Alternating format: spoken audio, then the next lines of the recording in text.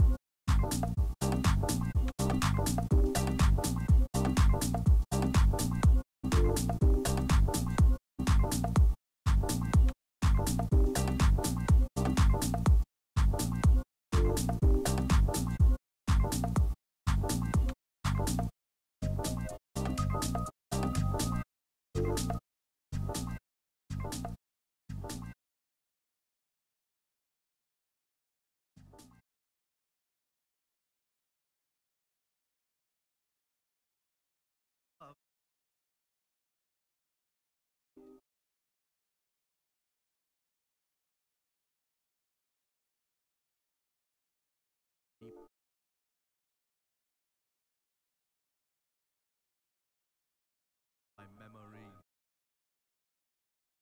power, hope,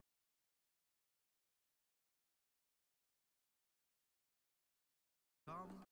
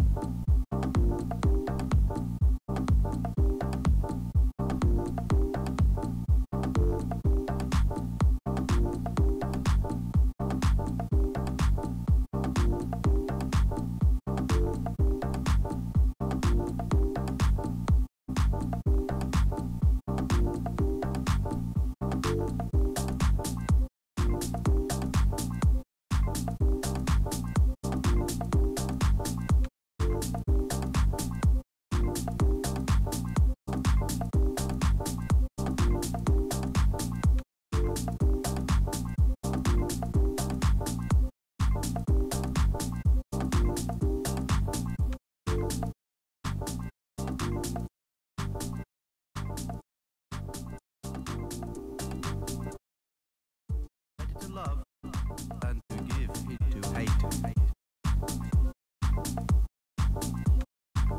The face reflected in the mirror of deep water.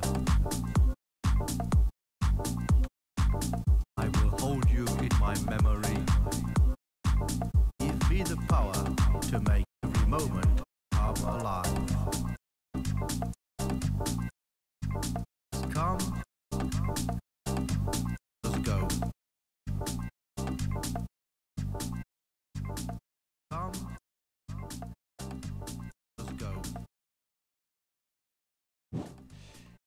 Hello, welcome to the first conference of the day. The first one is with Werner Schreiner, and the thematic of this first conference is how has Germany experienced passenger rail market deregulation, and these questions, in addition, are borders barriers to public transport.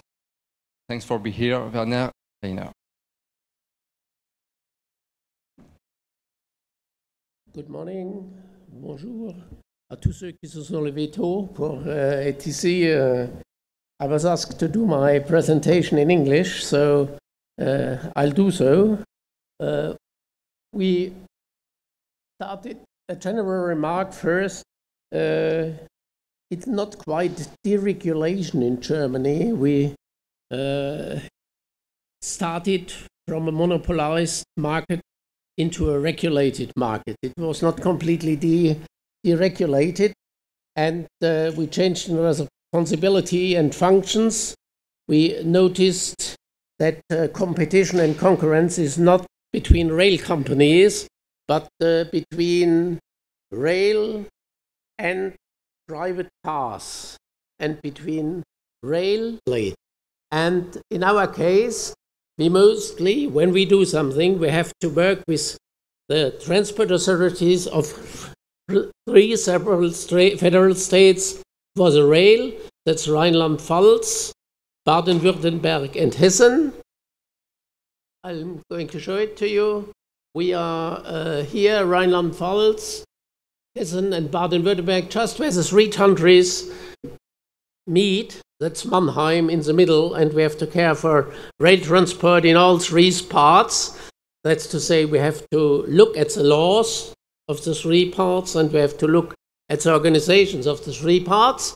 And within our VRN, that's a region which crosses over three countries and does fairs for 5 federal states, which start in the west at the Saar, and we go by Rhineland-Pfalz, Baden-Württemberg, up to Bavaria, to Würzburg. 1989, after several years of negotiations, the VRN was founded. At first, at this time, only transport companies and 60 transport companies who had to decide on the fare anonymously. No separate votes, just one vote for 60 companies. In 1989, Germany united, and we had 2 railway companies which were not really fit for the future. So the parliament decided on unifying these 2 rail companies, Deutsche Bundesbahn and Deutsche Reichsbahn, and at the same time to reorganize public transport, to keep the infrastructure in form, let's say. And this regulation does not concern new lines or the development of existing network, but if we want to refurbish things, we have 20% of the whole budget is dedicated only to regional trains. So we have a clear separation, and the transport authorities decide together with DB Infra where they are going to invest, in which is a migration plan for the investment, and how these things will be done in the years to come. In 1994, 95, 96, the transport authorities was founded, because up to 95 it was mostly Deutsche Bundesbahn that decided on the offer of buses and trains. In 1994, the transport authority